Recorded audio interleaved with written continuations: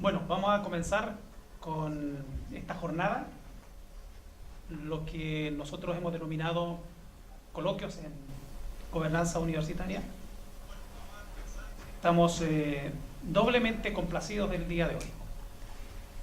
En primer lugar, porque estamos haciendo realidad una iniciativa que comenzamos el año pasado, de poder invitar a personas que han estado involucrados con temas de gobernanza, de gobierno universitario, para que compartan sus experiencias, sus miradas, para que intercambien también opiniones con este equipo de investigación que se ha instalado en la Universidad de Los Lagos, inicialmente a partir o bajo el soporte de un proyecto Fondesit regular. Eso evidentemente que para nosotros es muy importante porque hoy vamos al 10º coloquio, y este 10º coloquio tiene dos particularidades adicionales. La primera de ellas es que hemos expandido la posibilidad de que nos escuchen solamente las personas que habitualmente discutimos sobre esta temática, la hemos expandido hacia horizontes internacionales. Entonces estamos muy contentos porque a través de la red hoy día tenemos la presencia de colegas de Argentina, de México, de Colombia, de Venezuela, de Ecuador, y eso creo que son las personas que están conectadas. No sé, Patricio, si aparece alguien más.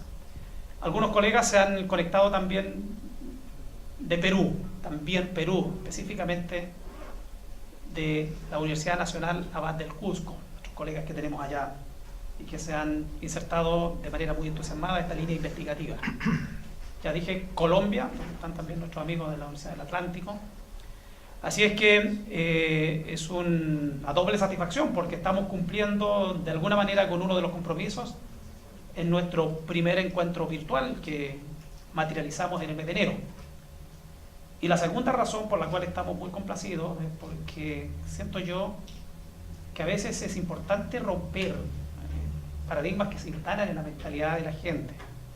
Hace más de 2000 años, un profeta judío dijo que nadie era profeta en su tierra. Y eso, de alguna manera, sigue teniendo bastante sentido en la actualidad. Lo que yo sostengo es que eso no debiera ocurrir en una universidad.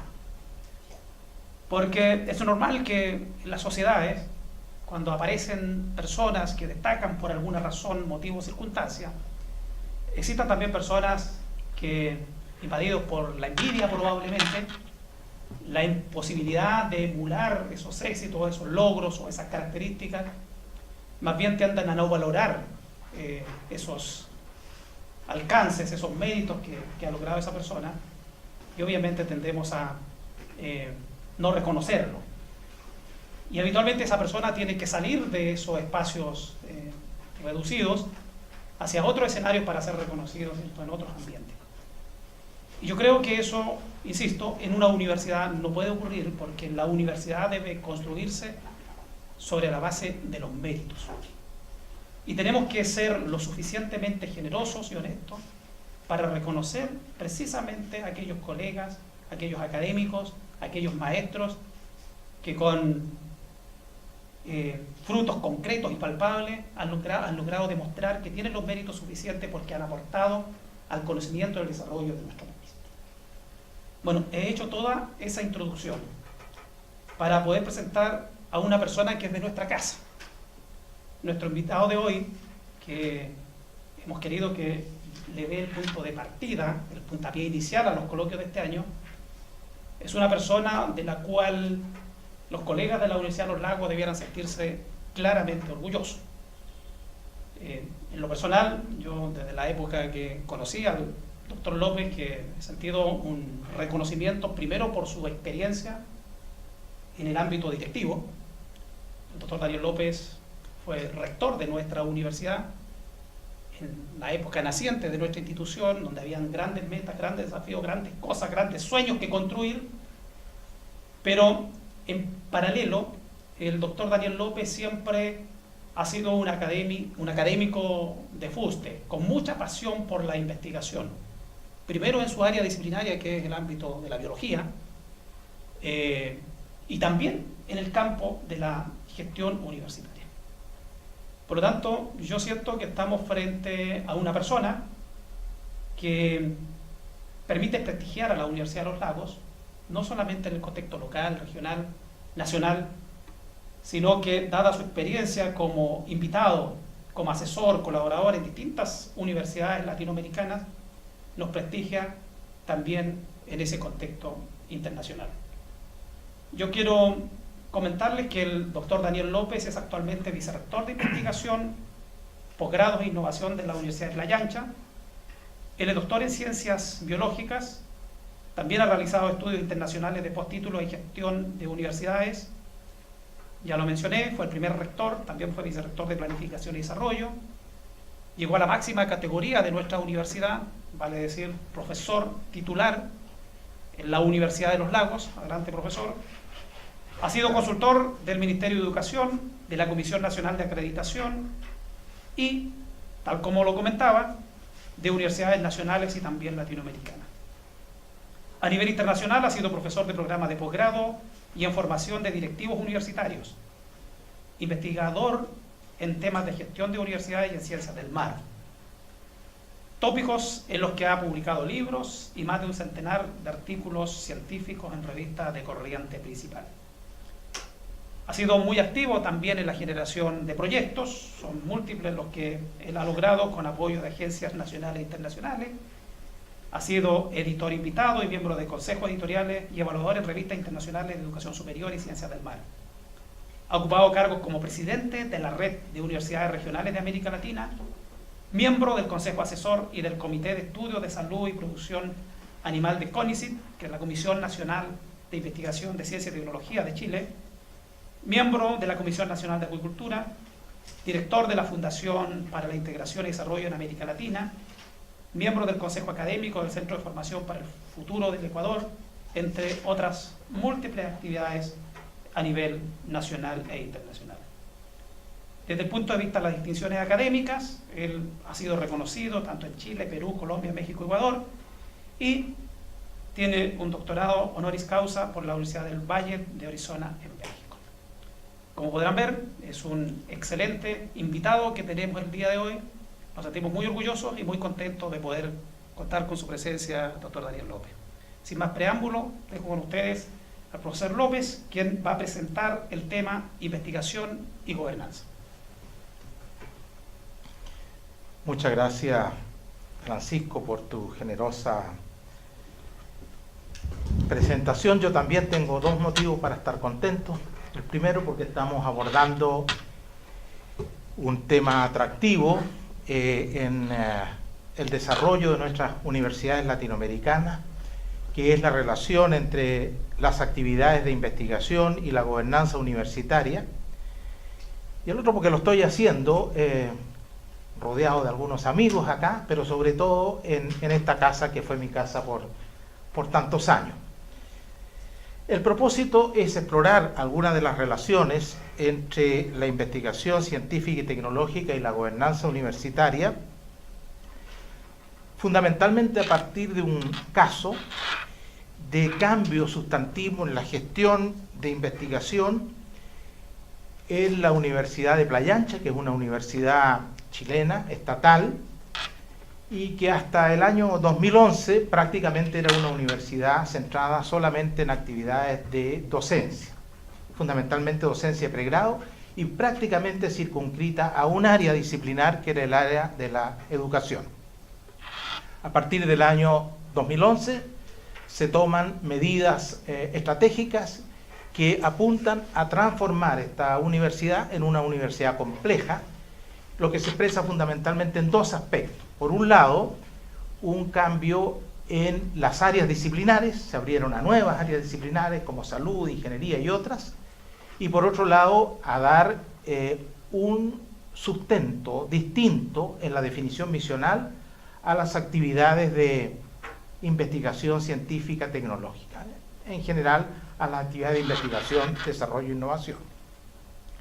Ahora, por ser una universidad de tamaño pequeño y de desarrollo académico reciente, una universidad nueva, Claramente esto es una tarea difícil, una aspiración para muchas universidades latinoamericanas, el cómo transformarse en una universidad principalmente docente de pregrado en una universidad de mayor complejidad y en el cual la generación de conocimiento haga completa la tarea de generación y transmisión del conocimiento que le compete a una universidad moderna. Quiero hacerlo a través de este caso por las razones señaladas y porque de alguna manera podemos nosotros entregar evidencia respecto a que estos cambios en la gestión significaron cambios profundos en la organización, significaron realineamientos internos importantes, distintos tipos de vinculación con el stakeholder, en fin, vínculos incluso distintos entre las áreas y entre los distintos actores académicos de la universidad. En definitiva, cambios en la gobernanza. Quiero colocar un punto de partida para establecer la relación que puede existir entre un tipo de particular de actividad académica como es esta, de generación de conocimiento, para luego explorar precisamente el contexto y los resultados de estos procesos de cambio de investigación que se han suscitado en la Universidad de Playa Ancha, para terminar con alguna conclusión general en los modelos de gobernanza universitaria. Para contextuar esta exposición, quiero referirme a una propuesta de tipologías de universitarias relativamente recientes, desarrolladas por dos sociólogos franceses, en el cual, examinando lo que denominan las capacidades estratégicas y organizacionales de las universidades, establecen dos tipos polares de universidades. Establecen cuatro tipos, pero voy a colocar los dos polares para efecto de la necesidad de esta exposición. Por un lado, aquellas que se denominan universidades misionales, y por el otro, las universidades llamadas top. Las misionales tienen que ver, en términos de su posicionamiento, con universidades en las cuales se advierten serias dificultades en las capacidades estratégicas y organizacionales y que por lo tanto poseen reputaciones y excelencias de bajo nivel. Y en el otro extremo están las universidades de mayor desarrollo académico, en donde tienen altas reputaciones y altos niveles de calidad expresado no solamente en actividades académicas de investigación, sino que también en todo el ámbito de las actividades académicas que realiza una universidad. Ahora, cuando estos autores exploran este tema, señalan de que en las definiciones misionales la principal diferencia entre estos dos grupos polares, entre estos dos tipos polares de universidades, reside en que el principal aspecto de aquellas llamadas misionales tienen que ver con la docencia. En cambio, en aquellas top, el principal aspecto está orientado a la investigación. Esto abre claramente un desafío para muchas universidades que están en el nivel de ser universidades misionales, universidades jóvenes o con desarrollo académico limitado en América Latina, a cómo lograr un desarrollo en investigación para acercarse a niveles de desarrollo académico más alto. Pero además de esto, se establecen diferencias entre estos dos tipos de universidades en la gobernanza organizacional. Las relaciones entre los académicos en las universidades llamadas misionales, aquellas que tienen bajas reputaciones y bajo nivel de calidad, son en general o tienden a ser de igualdad. Todos formamos parte de una comunidad donde todos tendemos a ser iguales. En las universidades top, la relación entre los académicos es de compartir valores y normas, y eso establece el vínculo que existe entre los componentes de esta universidad. Respecto de la integración de los componentes internos, estoy hablando de unidades y de los propios componentes académicos y no académicos de las universidades, en general en las universidades misionales es débil y en las universidades top es fuerte. Y por último, el tipo de gobernanza, plantean estos autores, en las universidades misionales es muy inestable, lo que quiere decir que depende de quién gobierne, cómo se genera entonces la gobernanza institucional, y por otro lado en las universidades top es, independientemente de quién gobierne, estable, simétrica y compartida. Esto abre una situación de contexto para establecer una relación general entre las actividades de generación de conocimiento a través de la investigación científica y tecnológica y las consecuencias que esto opera en la gobernanza. No estoy hablando de causalidades, no estoy estableciendo que por una razón u otra explique este tipo de gobernanza, pero se establece esta tipología en base a estas condiciones. ¿Qué pasa a una universidad como la Universidad Playa Ancha? Y eventualmente creo conocerla también bien, a la Universidad de los Lagos, esta universidad también estatal y universidad joven de este país. Nosotros tenemos un contexto nacional, es que en el ámbito de la investigación se desarrolla prácticamente en un 90% en las universidades de Chile. Es decir, 9 de cada 10 productos de la investigación son realizados en la universidad. Y por lo tanto, hablar de investigación en Chile es hablar de la investigación universitaria. Ahora, la mayor parte de los aportes que financian estas actividades son también transferidos a las universidades, la mayor parte de ellos por parte del Estado y con sus temas concursables, lo que hace alguna diferencia con otros países de América Latina. Por lo tanto, uno de los factores claves para el desarrollo de la investigación en nuestras universidades es contar con los recursos de todo tipo, recursos humanos, recursos físicos, recursos de información, para poder competir en los fondos concursables. Producto de ello es que la realidad nacional, la realidad chilena, indica que existe un alto grado de concentración institucional en la investigación. 3 datos nada más que para ilustrar esta situación. El 50% de las publicaciones nacionales radican en solo 2 universidades, una universidad privada y una universidad estatal, que son las universidades más antiguas del sistema. El 30% de las universidades, solo el 30%, está acreditada en el área de investigación. Los sistemas de aseguramiento y mejoramiento de la calidad en Chile son regulados a través de procesos de acreditación institucional en que la investigación es un área electiva. Es decir, la universidad puede o no puede acreditarse en estas áreas. Y solo el 30% de ellas está acreditada en investigación. Esta cifra es solo superada por la acreditación en el área de posgrado, que es aún menor. Y otro dato interesante es que el 70% de los doctorados que están acreditados, existe un proceso paralelo de acreditación de programas de doctorado, que de alguna manera indican el nivel de desarrollo relativo de la investigación en esa universidad. Los doctorados están asociados con capacidad de investigación. Bueno, el 70% de los programas acreditados en Chile están solo en 5 universidades. Es decir, la concentración de la investigación y la concentración de los recursos humanos de alto nivel para el desarrollo de la investigación tienen una concentración enorme, que genera asimetrías no solamente institucionales, sino que también asimetrías en la disciplina y asimetrías en materias territoriales. Ahora, en un estudio que hicimos no hace más de un par de años, tratamos de averiguar cuál era la variable que explicaba en mayor medida la forma como se mide la calidad en las universidades chilenas. En el sistema nacional existe un sistema nacional de acreditación en que las universidades se pueden acreditar institucionalmente entre 2 y 7 años. Bueno, el 60% de la varianza del tiempo de acreditación de las universidades es explicado prácticamente exclusivamente por la investigación.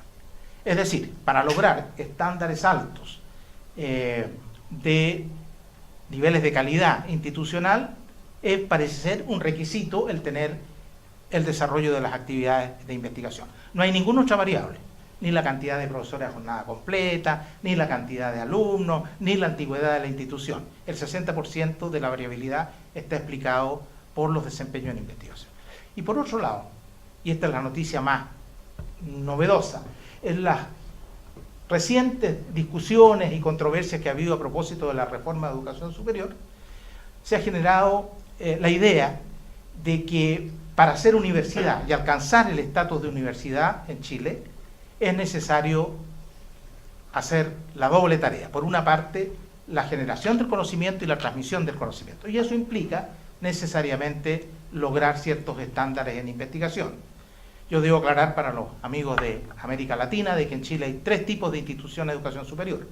Las universidades, que tienen la potestad de desarrollar los posgrados, los institutos profesionales, que tienen un ámbito de carreras profesionales, y los centros de formación técnica, que forman principalmente a los técnicos en Chile. Bueno, se señala entonces que aquellas universidades estrictamente docentes serían comparables más bien a un instituto profesional que a una universidad. Y esto ha movilizado tanto universidades públicas como privadas a poder generar esfuerzos sustantivos para mejorar sus estándares en investigación y de alguna manera romper esta concentración extrema a la cual recién aludía. Ahora, esto genera para las universidades fundamentalmente, desde mi punto de vista, 4 desafíos mayores. Entiendo el concepto de desafío en su versión más estricta, término de desafío estratégico, es decir, el cruce entre una debilidad reconocida con una oportunidad del medio externo.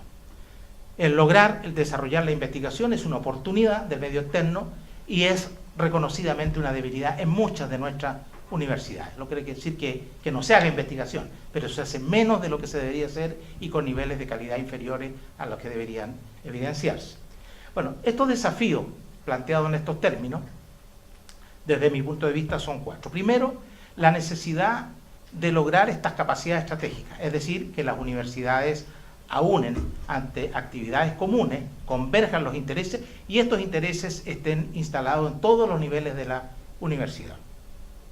Esa es la capacidad estratégica. Una estrategia es un perfil unificado de decisiones, pero tener la capacidad de hacer operar las estrategias es una actividad de mayor exigencia. Y eso significa en los hechos, a mi juicio, el contar con un modelo formal para poder desarrollar la investigación en la universidad.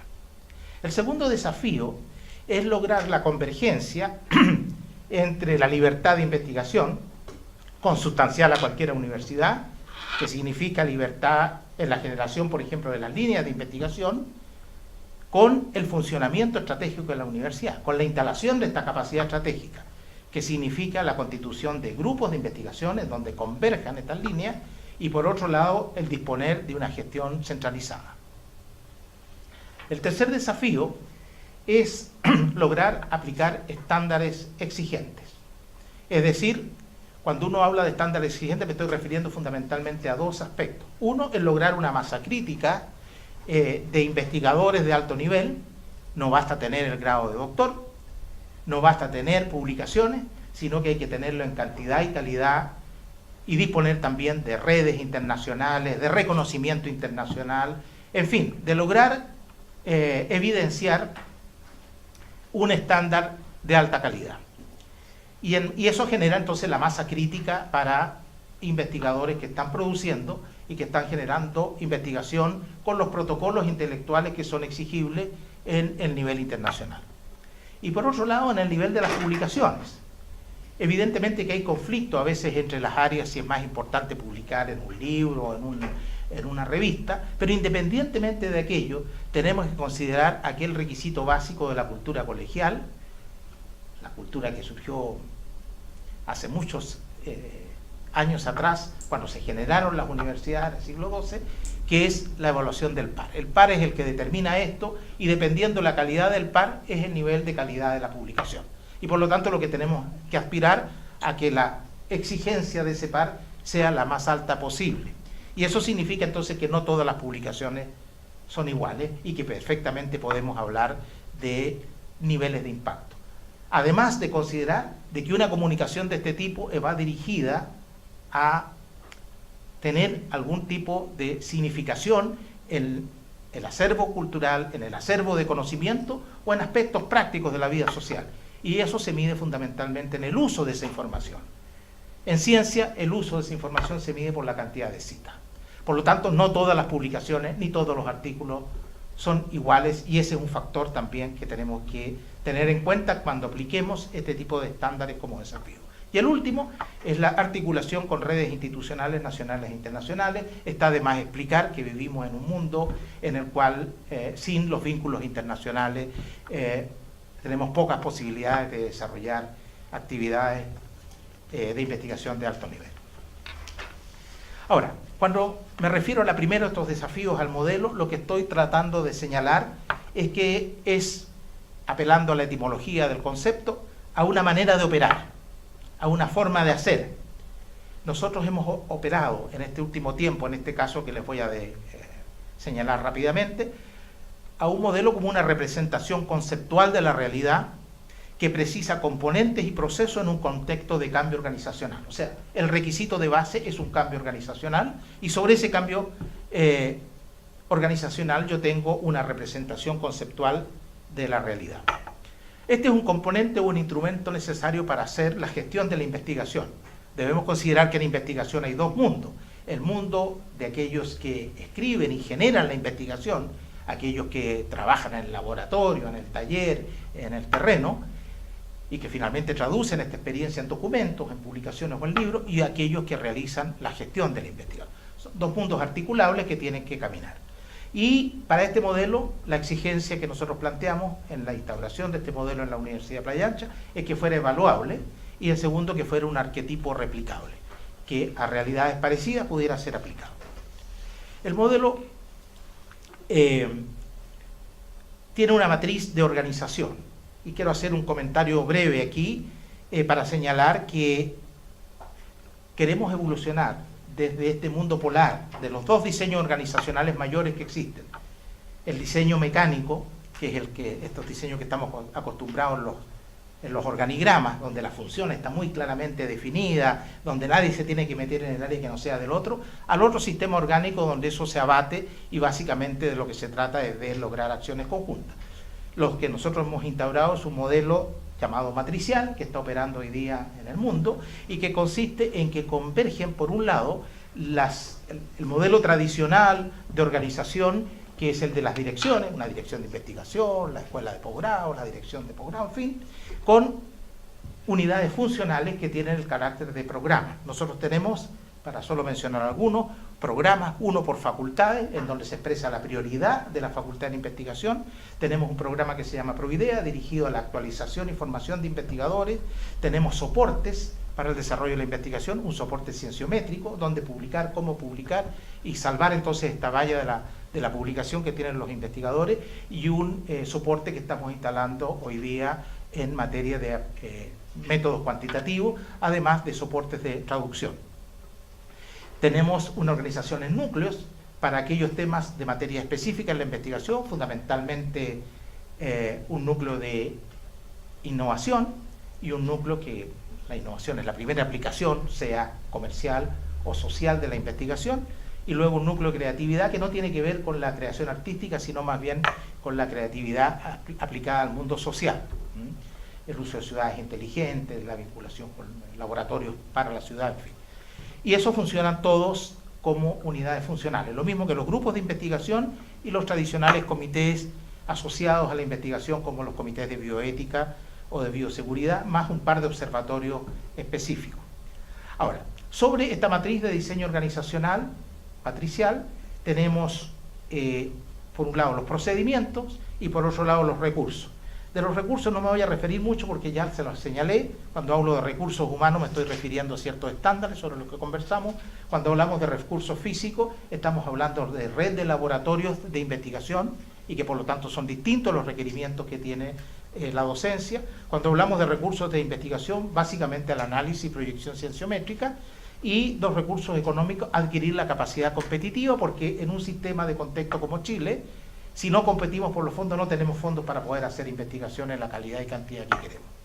Ahora, en materia de procedimientos, los principales son la planificación. Tenemos 3 niveles: la tradicional planificación estratégica institucional, luego una planificación sectorial solamente para el área de investigación, y una tercera, una planificación operativa, que es la planificación anual, donde con mayor nivel de resolución bajamos los indicadores de la planificación estratégica y de la planificación sectorial al día a día en el transcurso de un año para la acción específica.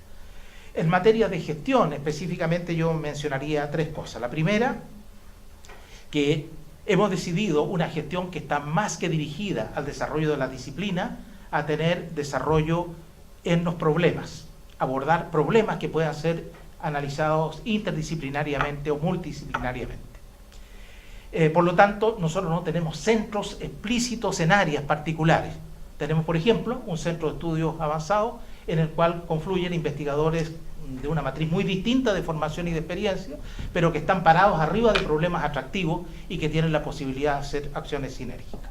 En segundo lugar, resolver el tema, no tengo el tiempo para explicarlo, pero sí puede ser materia de conversación después, resolver el tema antiguo de la dedicación horaria a investigación y la dedicación horaria a docencia y gestión, y generar los temas del estatus del investigador y los procesos de accountability. ¿Qué es lo que ha ocurrido? Solamente quiero remarcar acá en los desempeños institucionales solo 3. En un periodo de prácticamente 4 años y medio, hemos aumentado 5 veces las publicaciones de corriente principal. Solo a modo de referencia les puedo decir de que al iniciar la aplicación de este modelo teníamos el doble de horas de disponibilidad de horas para investigación y sin embargo hemos quintuplicado la productividad de calidad. Segundo, nos preocupamos de que la calidad, y tenemos aproximadamente, casi estamos empatados con la media nacional, de un 30%, aproximadamente 31% de publicaciones que sean de primer cuartil y de segundo cuartil. El incremento de autores, entendidos los autores como aquellos que publican artículos de corriente principal y tienen proyectos vigentes en los últimos 3 años, se ha triplicado. No estamos hablando de aumentos porcentuales, estamos hablando de veces. Y por otro lado, hemos subido, en términos relativos, 200 lugares en los rankings cienciométricos como CIMAGO, que uno sabe tiene la restricción que está basado sobre la base Scopus, pero que revela de alguna manera una comparación o un benchmarking con el resto de universidades latinoamericanas. Como se me acaba el tiempo, quiero terminar tratando de sumarizar la aplicación de un modelo de esta naturaleza, cómo influyen los procesos de gobernanza. Nosotros hemos dicho, por ejemplo, que la matriz del modelo tenía que ver con un cambio organizacional. Y el segundo componente de esto, y por eso usé a propósito este artículo de estos 2 sociólogos franceses, tener las capacidades de cambio estratégico. Este cambio a una organización matricial da la posibilidad, junto a cambios en la gestión, de hacer una migración en los aspectos centrales de la gobernanza. En un modelo binario, que uno podría colocarlo en los términos de un plano cartesiano como el que está ahí, nosotros podríamos tener 2 tipos de componentes que podríamos objetivar. Por una parte, el nivel de institucionalización y por otro lado, los niveles de competitividad. Y lo que nosotros hemos hecho es tratar de migrar a aquel cuadrante en los cuales tenemos los máximos niveles de competitividad y tenemos los máximos niveles de institucionalización. La institucionalización no significa problemas estructurales, significa problemas culturales, funcionales y naturalmente también estructurales. ¿Y qué es lo que ocurre en un plano de este tipo? Normalmente en las universidades que tienen niveles muy bajos de institucionalización en la gobernanza y muy bajos niveles de competitividad, las decisiones van a operar y la gobernanza va a transitar por la vía fundamentalmente de la intuición. En aquellas instituciones en las que el factor central es la competitividad, la gobernanza opera básicamente a través de acuerdos internos coyunturales frente a hechos distintos que van apareciendo de acuerdo a su emergencia en el tiempo. Cuando lo que se privilegia es la institucionalización, entonces lo importante es los cargos, las unidades, los procedimientos. Y eso es lo que de alguna manera guía la gobernanza institucional. Cuando paralelamente se fomenta una institucionalización distinta y de mejor nivel y mejores niveles objetivos de competitividad, lo que nosotros otorgamos importancia entonces a las capacidades internas. Y esas capacidades internas tienen que ver con las capacidades organizacionales, con estas capacidades estratégicas, que finalmente se expresan en las capacidades de gestión y finalmente en la gobernanza de la universidad. Yo pienso que este es un camino en el cual, si privilegiamos estas capacidades internas, podemos hacer una migración de universidades que solo cumplen la mitad de los propósitos de una universidad moderna. Solamente la transferencia de conocimiento a una universidad que opere también generando conocimiento de calidad y que impacte entonces en el acervo del conocimiento mundial y por otro lado en la solución de los problemas de nuestros países. Muchas gracias. Démosle un aplauso al profesor López. Muy bien. La verdad que ha sido muy clara la presentación. Tenemos la posibilidad de conversar con el doctor López. Los colegas y amigos que están en los distintos países de Latinoamérica pueden hacerlo a través de... hay abierto una plataforma para hacer las preguntas. Patricio Bianco, que es nuestro asistente de investigación, la va a estar leyendo, las que puedan surgir. No sé si ha surgido alguna en la red. Aún no. De todas maneras, colegas tienen la posibilidad de chatear ahí con Patricio y nosotros le vamos a transmitir la pregunta que ustedes tengan al doctor Daniel López. Los que están acá presentes, también me gustaría darle la posibilidad de que interactuemos. No nos olvidemos que este es un coloquio, por lo tanto es un conversatorio y pueden haber muchas dudas, inquietudes, precisiones que probablemente se requieran de la presentación que ha hecho el profesor López. ¿Una pregunta? El profesor Juan Abello va a comenzar a disparar. Bueno, como decía Francisco, la verdad que muy clara la presentación, creo que nos deja ciertas nitideces de cómo avanzar en esto de lograr efectivamente el tránsito de nuestra universidad, que en principio era docente, ¿cierto? A una universidad que ya tiene por lo menos bastante logro en el ámbito de la investigación. Ahora, de lo que has planteado, Daniel, tengo dos preguntas más bien. ¿Cómo, por ejemplo, en esto de los distintos, de cómo se van estructurando, cómo logran ustedes integrar? Porque tú indicabas que habían programas en las distintas facultades, pero también habían, por otro lado, observatorios y distintas unidades que estaban vinculadas a la investigación. Pero ¿cómo se integran estas unidades de tal forma que esa integración efectivamente se genere valor? Es decir, yo entiendo que, por ejemplo, el observatorio podría servirnos para ocultar posibilidades de nueva investigación, o depende del énfasis que tengan o qué áreas estén desarrollando. Pero por otro lado, al existir distintos programas en las facultades, que a lo mejor me imagino que debe ser uno por facultad, o a lo mejor puede haber, depende de la relación también incluso con los núcleos que ustedes tienen. Entonces, pero ¿cómo se logra integrar eso de tal manera que todos vayan en función de un objetivo común y que sirva para la institución? Eso por un lado. Bueno, voy a ilustrarlo de la siguiente manera. Primero, hay una matriz organizacional que es distinta a la tradicional. En nuestras universidades hay un privilegio muy alto por el modelo mecánico. Y eso tiene un problema. El diseño organizacional mecánico, aquí en el cual la jerarquía está muy claramente definida, las tareas están muy claramente definidas y separadas y segregadas, tienen una dificultad de base. Y es el hecho de que fueron diseñados, ese mecanismo de organización de las universidades fue diseñado para tiempos en que hay un nivel de estabilidad muy alto y un nivel de predictibilidad entonces también muy elevado. Pero sucede que si hay algo que caracteriza esta época es precisamente lo contrario, es decir, donde hay un nivel de impredictibilidad muy alto, hay una tasa, una dinámica enorme y día a día nos enfrentamos a situaciones imprevistas.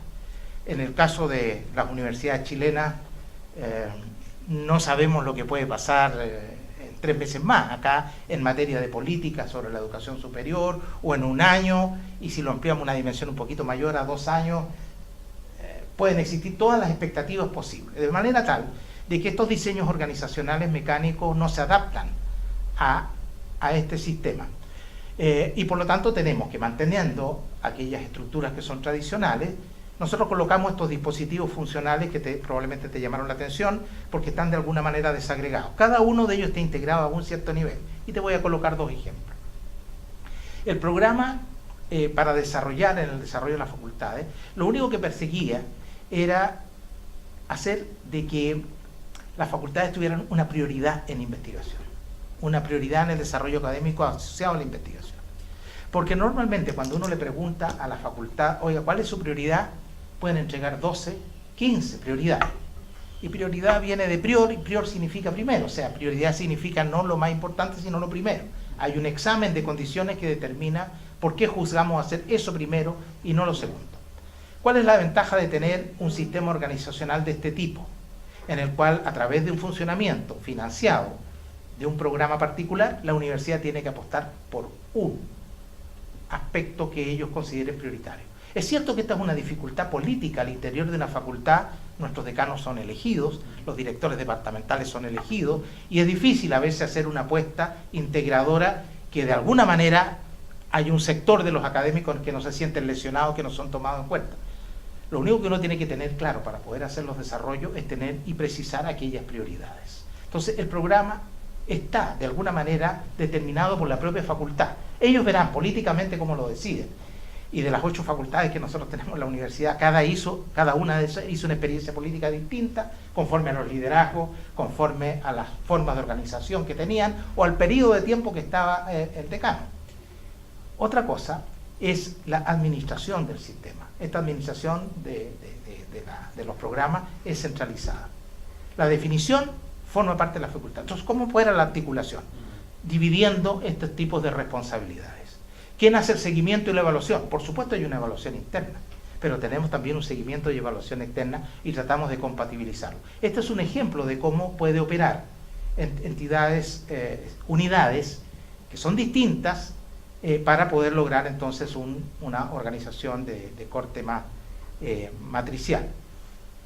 Ahora, hay otras que están a medio camino. Por ejemplo, el caso del observatorio. No se trata de que todos hagan observatorio. La forma de operar para este tipo de cosas, o los grupos de investigación, que son componentes también funcionales, son parte de la organización, pero no de la organización tradicional. Fíjate, no necesitamos generar a lo mejor 5 institutos de investigación distintos, o 19 centros. En mi universidad habían 19 centros de investigación, y los niveles de productividad eran bajísimos. Algunos centros eran testimoniales. Hoy día tenemos un centro. Y los otros son mecanismos que son funcionales, en el sentido de decir, mire, para poder lograr un observatorio se requieren estos requisitos. Y tenemos 2 observatorios. Uno sobre temas que están asociados a políticas sociales en los territorios, y hay otro que es de la Facultad de Ciencias Sociales, y un observatorio que incluso es centralizado, que está en el Centro de Estudio Avanzado, y que tiene que ver con la calidad de vida de los estudiantes. Y ese observatorio, lo que nosotros les pedimos es que operan de observatorio, pero que realmente se traduzcan en la posibilidad de generar información para la investigación. Y doy, por ejemplo, el ejemplo del observatorio de calidad de vida de los estudiantes. Alguien podría decir, eso en una estructura mecánica, ¿dónde debería estar en lo lógico? Bueno, debería estar en el desarrollo estudiantil, o en la universidad, en la unidad de docencia, ¿verdad? No quiere decir que esa información no la apliquemos para el desarrollo estudiantil, pero se trata de una unidad que tiene que generar información de calidad, con todos los niveles de exigencia de una investigación, y que por lo tanto cuando la aplicamos en nuestros estudiantes tenemos algún grado de certeza mayor de que se trata de información de calidad. Y no vamos a colocar por voluntarismo social la idea que se le ocurrió a un director, o que se le ocurrió a una persona, o simplemente a lo que un grupo de personas pueden especular respecto a un tipo de esta naturaleza. Ahora, hay otras situaciones, los grupos de investigación. No cualquiera puede formar grupos de investigación. Aquí hacemos, también desde el punto de vista de este tipo de organización, de estos cambios en la gobernanza, las facultades pueden organizar los grupos de investigación que quieran. Pero los que tienen apoyo realmente para lograr es aquellos en los cuales se juntan investigadores de distintas unidades, del Centro de Estudio Avanzado, de la facultad A, B o C, y forman un grupo frente a un tema particular. El primer grupo que nosotros tuvimos fue lo que se llama el Grupo Agua, UPLAGUA se llama. ¿Y por qué? Porque sucede que cuando nosotros averiguamos o le planteamos a la autoridad política de la región cuáles eran las demandas de investigación, la autoridad política dijo, no tengo ninguna duda. Lo que nosotros necesitamos en investigación en el corto y mediano plazo, el tema del agua. La región de Valparaíso se ha transformado de una zona mediterránea a una zona semidesértica por efectos de cambio climático y por una serie de otras razones también, de mal uso de la vegetación, de las cuencas, etcétera, etcétera, y por lo tanto nosotros tenemos que tener información dura respecto al recurso agua, en toda su expresión. El recurso costero, el recurso de las napas subterráneas, y entonces concurren a este grupo de agua exigencias de investigadores que sean capaces de ganar fondos concursables de nivel alto nacional y que tengan los niveles de investigación. Ese grupo es apoyado por nosotros. y tenemos solo dos, uno en el ámbito de aguas y otro en el ámbito del desarrollo regional, en donde confluyen investigadores muy heterogéneos, desde gente que trabaja la dimensión administrativo-económica del territorio, con gente como mi amigo acá, que le gusta el tema del desarrollo cultural porteño de Valparaíso y el desarrollo de la literatura porteña. Bueno, confluye gente, pero que está centrado, o el tema de Isla de Pascua, que forma parte del desarrollo de la región nuestra. Entonces, lo que quiero decir es que independientemente que haya libertad en las unidades tradicionales de generar sus propios elementos, cuando se cruza con el nivel centralizado y operamos matricialmente, entonces definimos estándares y nos ponemos de acuerdo en situaciones que pueden estar articulados en uno y otro lado, y no necesitamos hacerlo como habitualmente, colocarlo bajo el techo de una sola unidad. Sí, porque uno ve, y en esta universidad también uno ve el tema de la generación de programas, la generación de distintas unidades que como el observatorio, pero que fundamentalmente nace de voluntarismo. Por supuesto. No nace de una cuestión planificada que apunte, ya sea con la lógica de problemas, en fin, pero que tenga algún sentido. Entonces, al final de cuentas, claro, pueden haber incluso recursos que se estén destinados, pero no existe claridad de buen uso de esos recursos y de que efectivamente se esté mejorando los niveles de investigación. Claro, es que eso tiene que ver precisamente con el tema que le interesa a estos coloquios, que es el tema de la gobernanza. El tema de la gobernanza se instala en la medida en que tú tengas dispositivos, o sea, mecanismos organizacionales distintos para poder operar. Si quieres cambiar la gobernanza, por supuesto. Esto puede operar si cambia la gobernanza. Si las relaciones con todas las audiencias de derechos adquiridos son distintas. Si los delineamientos internos y las articulaciones internas son también distintas. Entonces, la gestión es simplemente un instrumento para lograr cambios en la gobernanza. Pero sin cambios en la gobernanza es difícil que eso ocurra. Y te lo coloco en los términos más sencillos. Si nosotros persistimos en un modelo organizacional mecánico, el asunto es que es el programa de medio ambiente. ¿Dónde lo situamos? ¿En la Facultad de Ciencias o en la Facultad de Ingeniería? O un tema educativo, lo colocamos en la Facultad de Educación, entonces las otras facultades no pueden participar de aquel. Entonces, ahí la demanda a nivel internacional y a nivel mundial como contexto de la multidisciplina y la interdisciplina. Pero los sistemas de gobernanza con los que operamos bloquean la posibilidad de que eso opere, fundamentalmente a través de los diseños organizacionales con los que estamos enfrentando los gobiernos de las universidades. Nosotros tenemos varias preguntas desde la... Patricios que desde el chat. indican nombre y de dónde Sí, es la segundo, persona. tratar de hablar fuerte porque el micrófono está más alejado. Ok. Espera un segundo. Y bueno, primero la profesora Gwendolyn pregunta que quisiera saber cómo se manejó en esta experiencia el tema de la resistencia al cambio organizacional a una cultura de investigación.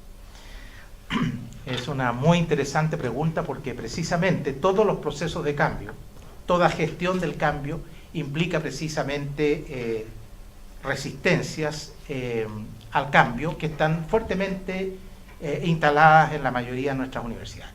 Yo diría que hay dos elementos que juegan a nuestro favor.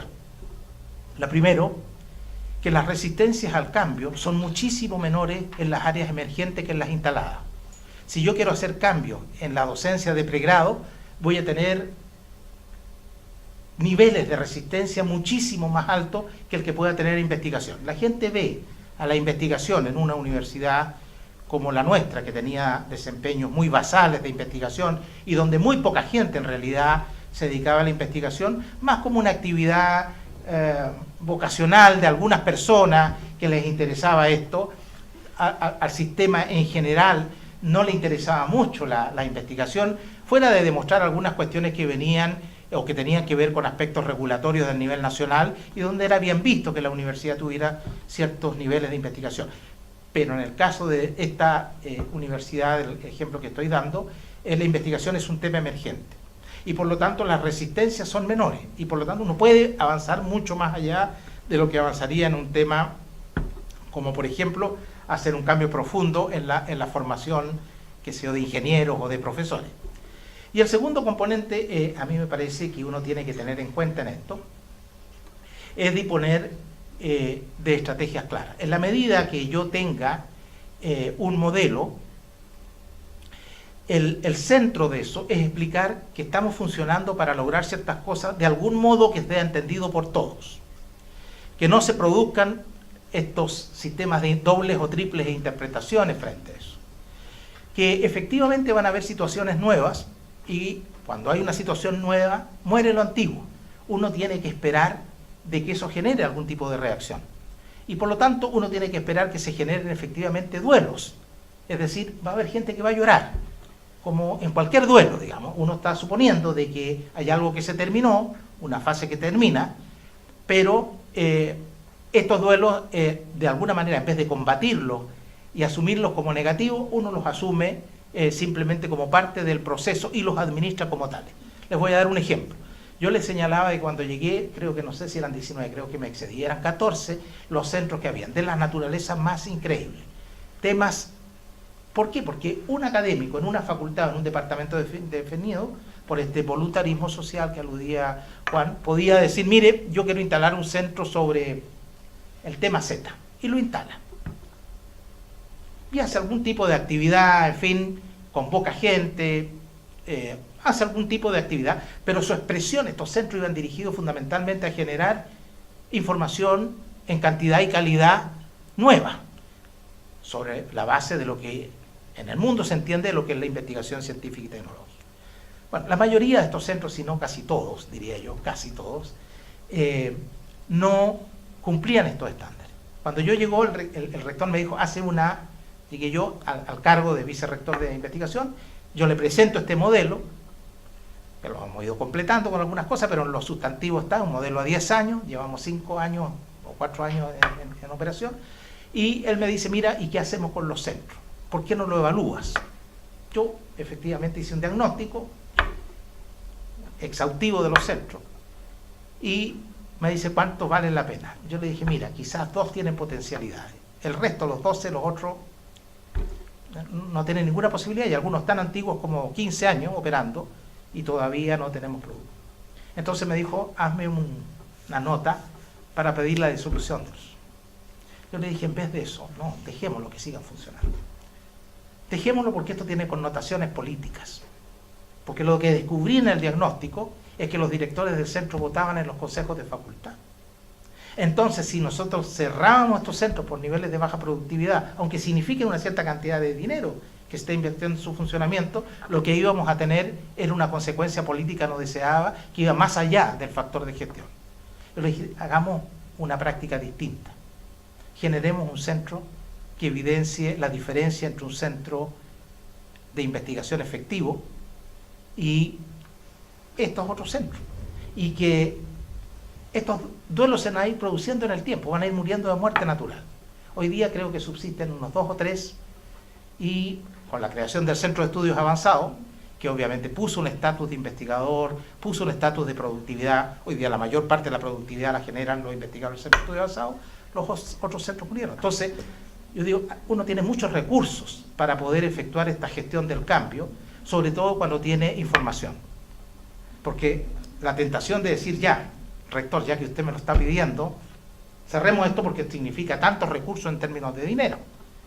Pero si tiene una arista de connotación política, se transforma prácticamente en una cosa que finalmente produce menos avance que el retroceso que podamos tener. Y sin dolor, sin que más de repente se dice, mire, este centro que antes era re bueno y que ahora, bueno, y puede haber alguna expresión de duelo.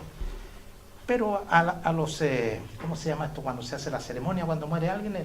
Antes el funeral. El velorio. Tenemos que tener velorio, no sé si se llama así en toda América Latina. Pero cuando muere una persona, vamos al lugar donde murió una persona y lamentamos de que eso haya ocurrido.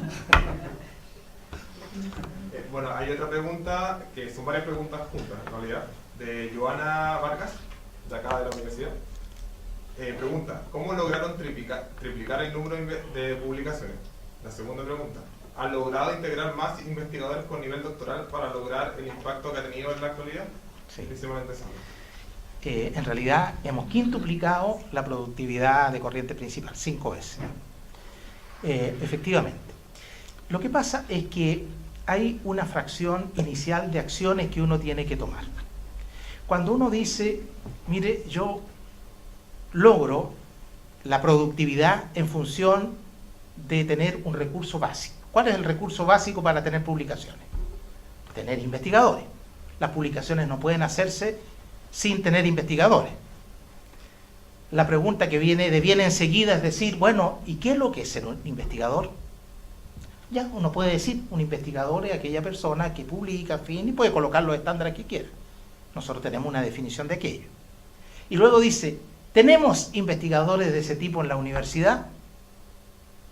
Y la cuarta pregunta, de los que tenemos, ¿hay algunos que podrían transitar a ser efectivamente investigadores? Bueno, y nos encontramos con situaciones como la siguiente. Esas definiciones no estaban. No sabíamos cuántos investigadores. Sabíamos que teníamos un contingente de doctores muy grande. Pero un doctor que hace 30 años egresó de su programa y nunca escribió nada, es muy difícil que se transforme en un investigador. Un doctor que sacó un doctorado hace 5 años y no publicó su tesis, es muy difícil que sea investigador. Entonces hicimos definiciones, ¿qué es lo que era un investigador? Luego, los investigadores, ¿cómo estaban en la organización de la universidad? En la organización de la universidad no existían los investigadores, sino que existían solo profesores. Categoría A, categoría B, titulares, en fin, la nomenclatura tradicional de organización. Pero no existía la categoría del investigador. Por lo tanto, una de las primeras cuestiones era reconocer el estatus del investigador por norma.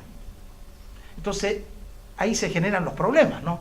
Porque en ese instante los abogados me dijeron, sí, perfecto, vamos a reconocer esta categoría de los investigadores. Por lo tanto, tenemos que definir lo que hacen y cómo operan. Y hay otras definiciones. ¿Cuánto van a ganar? Y cuánto va a ser su responsabilidad política, puesto de que la organización de la universidad está diseñada para que, por ejemplo, elijan al rector solo los profesores. Si no creamos la categoría del investigador, es evidente que no logramos superar el primer componente de saber quiénes eran, cómo se hacía y qué le podíamos hacer. Y la segunda era decir, bueno, no votarán en la elección del rector. Y como esto va a ser un compromiso de mayor exigencia, entonces tenemos que pensar también en un régimen de sueldos distintos. Ese en algún rato se va a solucionar, pero no era un problema de solución inmediata. Entonces, al definir el tipo de investigador, nosotros pudimos dar el siguiente paso. Entonces, reclutemos investigadores de ese nivel, con el estándar que le vamos a exigir.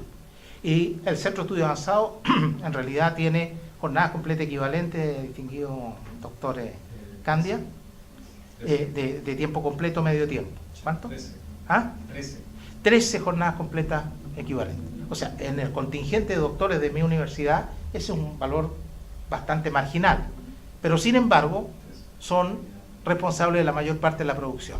Eso significa de que contratando un contingente relativamente reducido, no todos están a tiempo completo, hay gente que está a media jornada, pero con un sueldo que le fuera atractivo contra exigencia, la idea es que haya algún grado de exigencia, y en un ambiente en el cual ellos puedan dedicarse efectivamente con tranquilidad a la investigación, vamos a tener los rendimientos que no teníamos en el sistema anterior con los investigadores anteriores, porque los investigadores anteriores era una entelequia, ¿no? Era una cosa difusa, pero que no estaba definido lo que era. Bastaba ser doctor y decir en su compromiso, yo dedico 5 horas, 10 horas, 15 horas a la investigación para ser un investigador. Entonces eso significa definir cuestiones normativas, establecer exigencias, pero también derechos distintos a los de un profesor que hace exclusivamente docencia.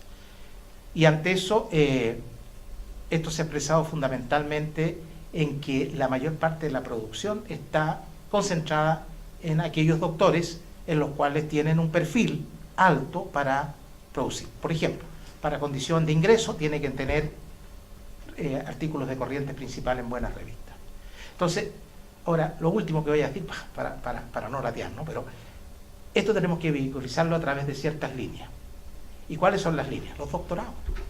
Ahí es donde tenemos que tener los claustros de mayor nivel, tenemos que agruparlos. No importa que el doctorado lo haga la facultad A, B o C, pero ahí tenemos que hacer confluir de alguna manera.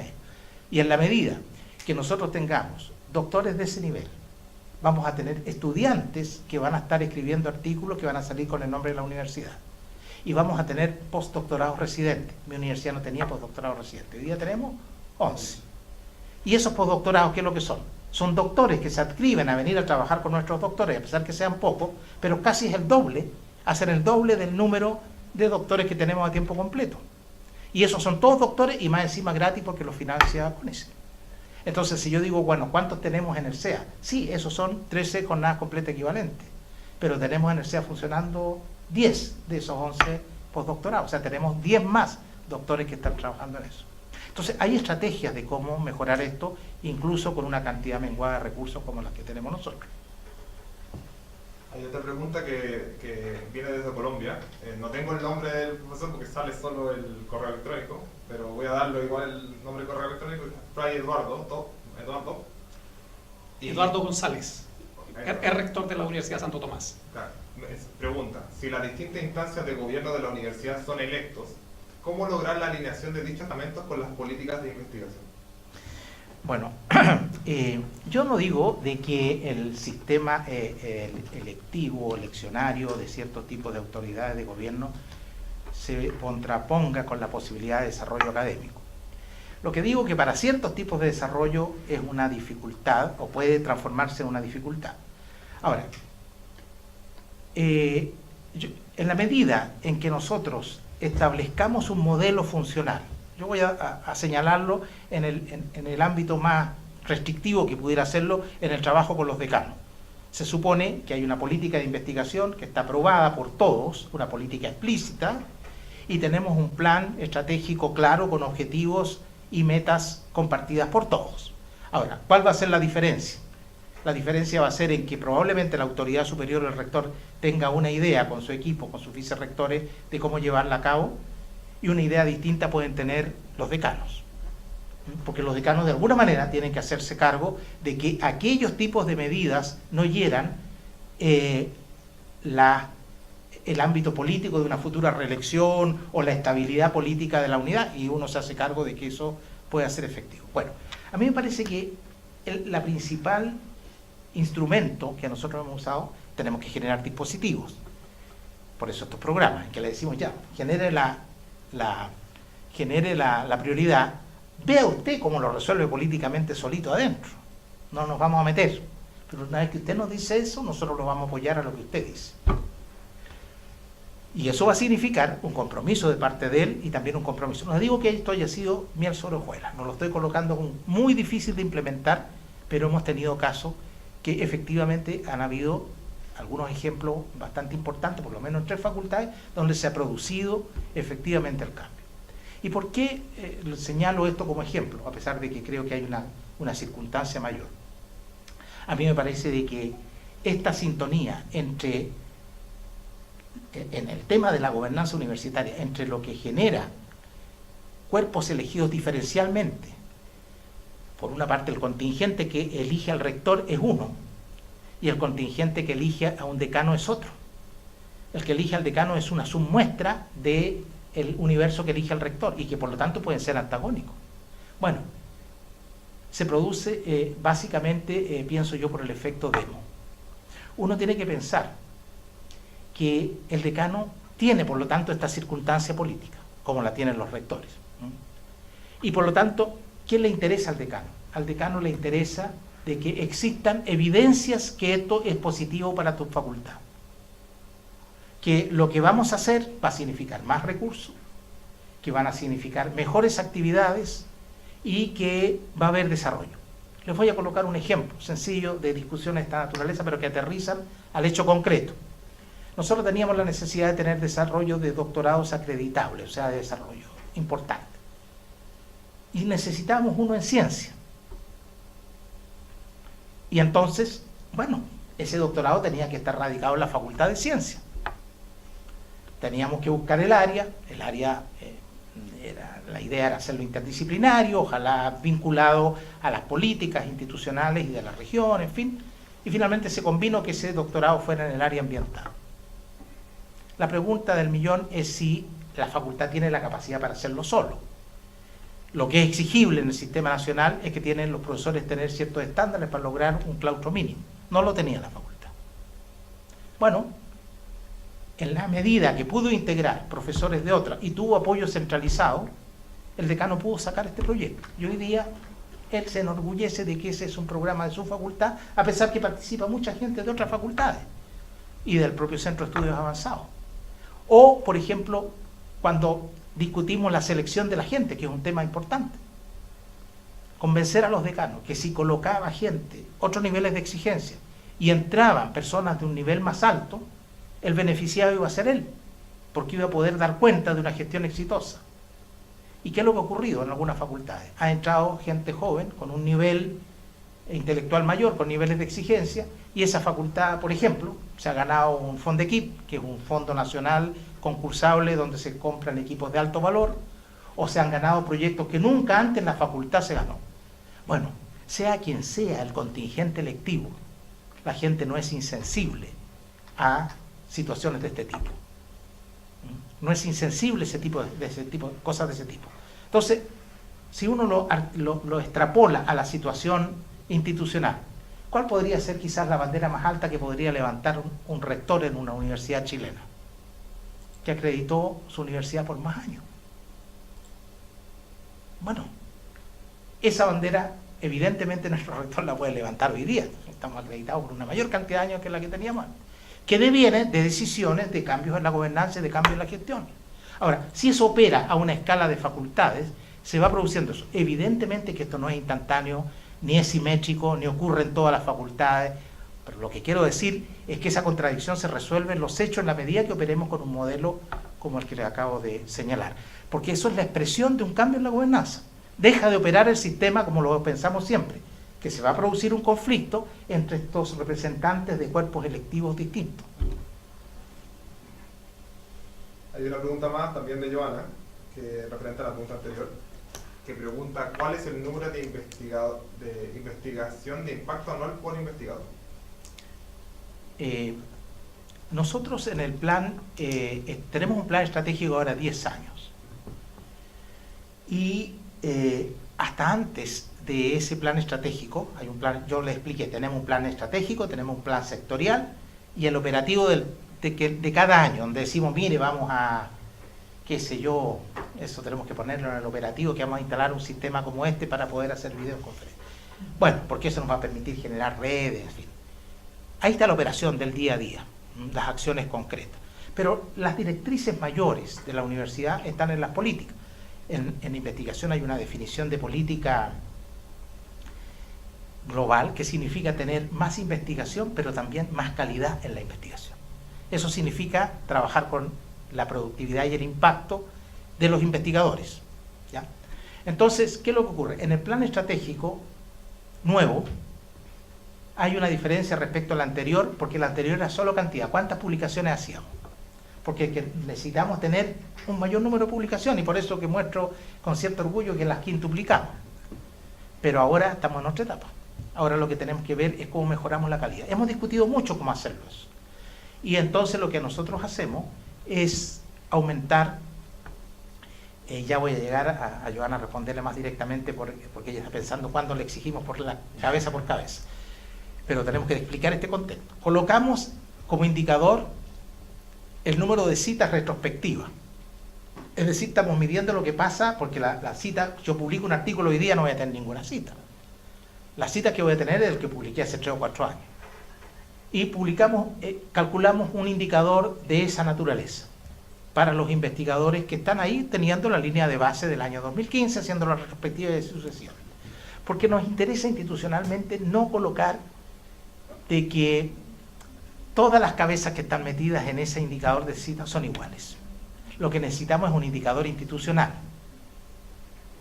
Pero no necesitamos calcularlo cuánto a la facultad A, la facultad B, ni el investigador A, ni el investigador, sino que reconocer tipos de investigadores distintos. Y voy a dar el siguiente ejemplo.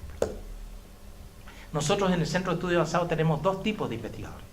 Lo normal en este tipo de dispositivo, cuando yo concentro en un sitio, en una universidad como esta, un centro nomás, se produce un conflicto con las facultades.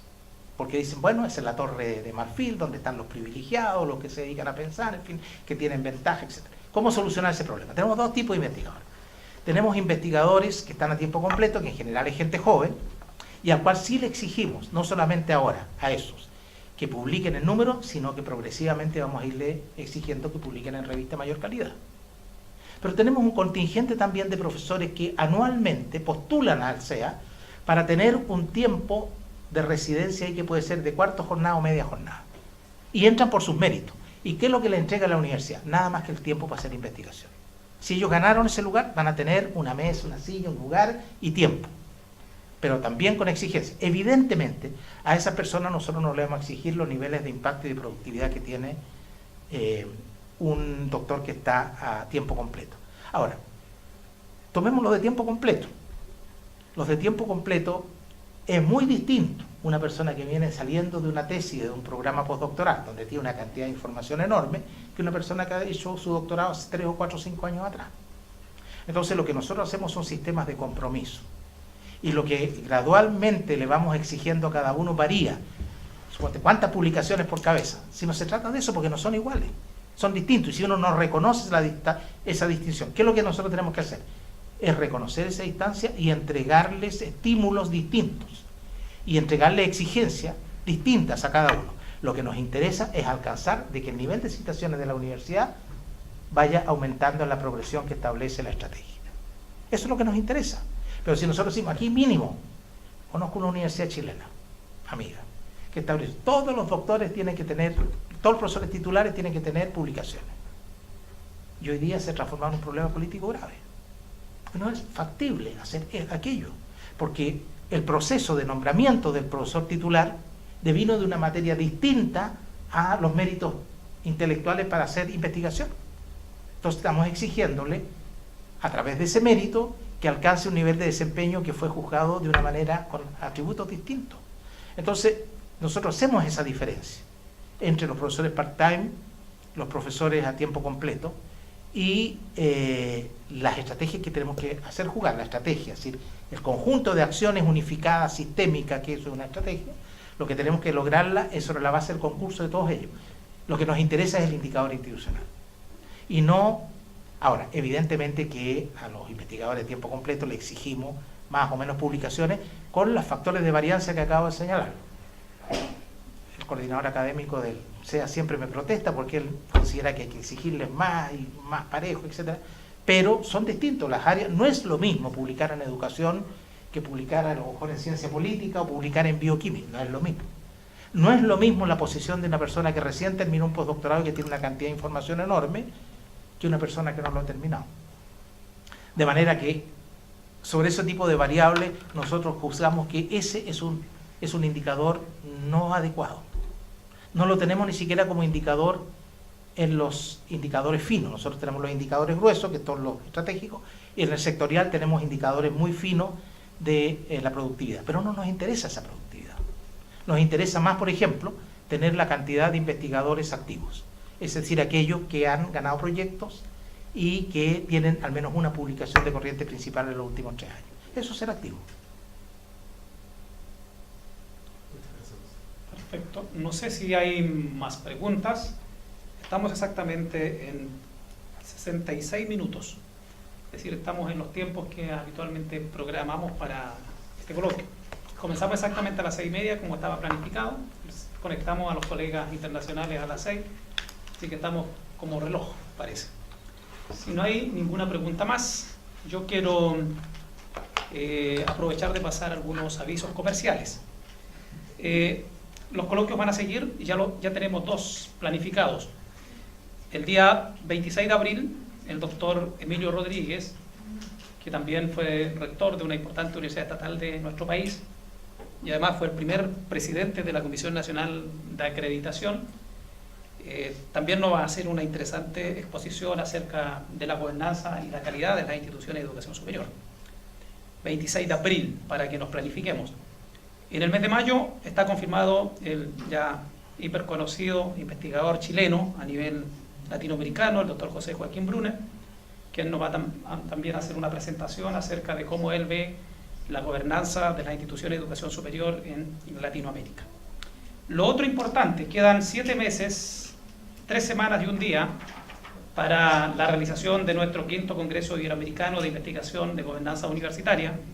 El doctor Osvaldo Leiva, obviamente él está muy nervioso y también optimista de que vamos a poder contar con la mayor cantidad de personas que están relacionándose a través de esta red que estamos armando. En esa oportunidad queremos formalizar nuestra red. Incluso vamos a discutir el nombre. Hay una proposición inicial que sea Red Iguales, Red de Investigadores de Gobernanza Universitaria de América Latina. Vamos a discutir el nombre porque a algunos no les gusta mucho que seamos iguales. Ahí veremos argumentos a favor y en contra. Lo importante es que sea un nombre que nos represente y que donde todos nos sintamos implicados y comprometidos.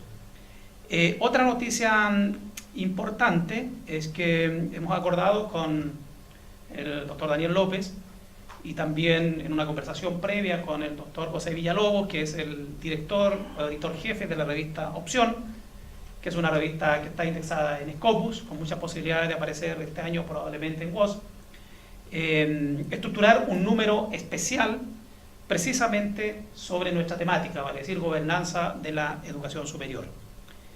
La idea es que en este número estén todos ustedes invitados, investigadores nacionales, pero también todos los que están a nivel de Latinoamérica. Eso ya lo tenemos conversado, incluso una de las cosas más sensibles era el financiamiento, porque es una revista que no solamente electrónica, sino que se imprime, por lo tanto tiene un costo adicional que habría que cubrir. Nos hemos puesto de acuerdo también con el editor jefe acerca de las exigencias. Evidentemente que va a ser una revista con todas las exigencias que tiene un periódico como el de Opción, que, insisto, está muy bien posicionado a nivel Latinoamérica. Así que esa también es una muy buena noticia. A futuro vamos a también ocultar la posibilidad con otras revistas con las cuales hemos estado trabajando y donde también existen posibilidades reales de publicar nuestros trabajos.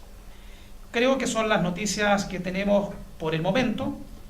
Yo quiero dar las gracias a los colegas que se conectaron de los distintos puntos de nuestra querida Latinoamérica. Por supuesto, agradecer de manera muy especial al doctor Daniel López por sus orientaciones, por la mirada tan interesante que él ha tenido.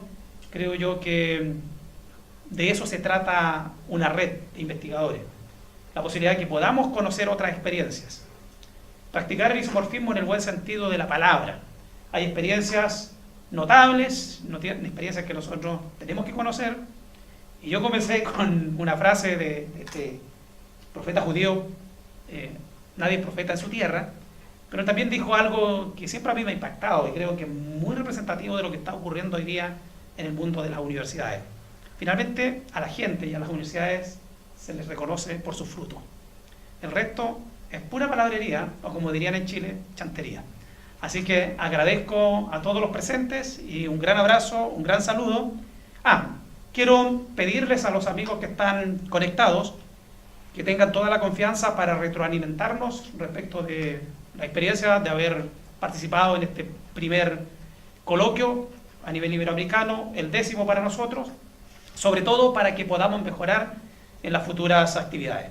Una vez más, muchas gracias y nos estamos viendo.